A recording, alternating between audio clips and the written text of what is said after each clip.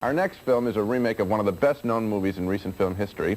It's Breathless, starring Richard Gere, and a remake of Jean-Luc Godard's 1959 French film, Breathless, which was an important part of the French New Wave of films that rewrote the grammar of the way movies are put together.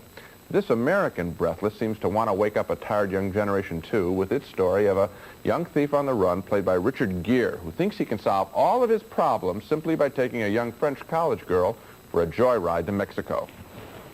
Come on, let's go to Mexico. Don't be ridiculous. I have to study. All right, bring your books along. Feed them to the big turtles. But I can't, Jesse. I have to stay in school or my family won't send me any more money. You money? I'm going to give you money, because that's what I'm doing here. I'm picking up a big bag of money. But you told me you had lots of enemies in L.A. Yeah, I do. My enemies and you. So you're in danger. Yeah, I'm a desperado. Desperado? What does it mean? It means I'm desperate for you, Monica. It's like blasting along a highway going like 90, maybe 100 miles an hour. All of a sudden there's this dip in the road. To suck your guts out. Your breath is gone. That's me around you, sugar. That's me. Breathless. Valerie Kaprisky is the young actress. She's not very good. Her accent is annoying, especially later in the film when Gere, with cops hot on his trail, asks her for the last time to join him in Mexico. By sunrise. In Mexico. Yeah? Is it hot? It's hot. Hot tamale. Can we live in a house of grass by the sea? Sounds good. You, me, the muchacho. Yeah. You, me, the baby, the grass house, the sea.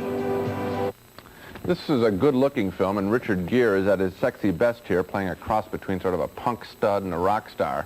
But at the center of this movie is a relationship that simply doesn't work at all. This young actress, Kaprisky, looks cute with her hair down, but that's all she has to give in front of the camera. She's a deadhead with a dead heart. There is no chemistry between them, despite their many sexual clinches, and by the end of this film, frankly, I didn't care whether either one of them, particularly her, ever made it to Mexico. I don't know why they didn't go with the original. Why don't they re-release the... with Kinski as the actress, Obvious probably choice. because they couldn't get her. Well, but that would have solved the problem. They needed an actress here.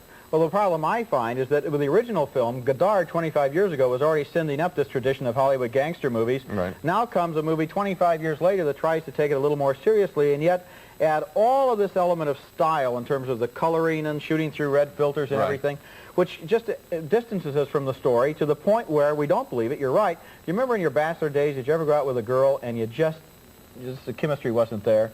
Many times. You know, somebody fixed you up with her. It's a big date. You're supposed to put your arm around her. This is a bad blind date when he had his hands like this and he's against the wall, you know.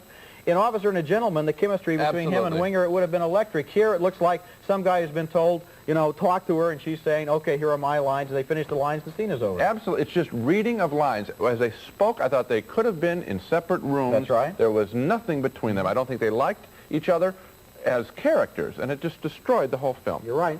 Comes down for Breathless, the Richard Gere movie, an exercise in style, not substance.